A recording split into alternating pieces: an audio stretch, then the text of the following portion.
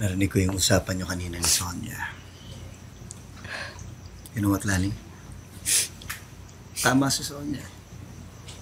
At naniniwala ako dun.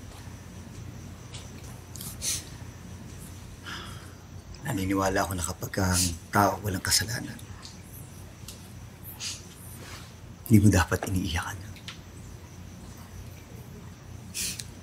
Charlie.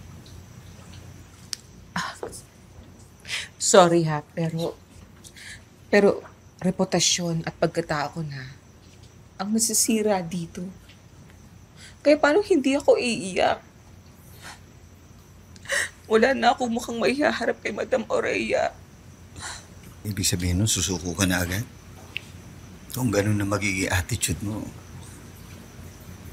I will be very disappointed. What do you want me to do? Lani, hindi pa kita masyadong kilala, to be honest, no? Pero naniniwala ako na malakas ka. You're strong. Magaling ka, matapang ka. Matalino ka. An intelligent woman. Knows how to get up every time na madadapa sila. Ikaw yun. You can handle this. Huwag lang sasamahan ng pag-iyak.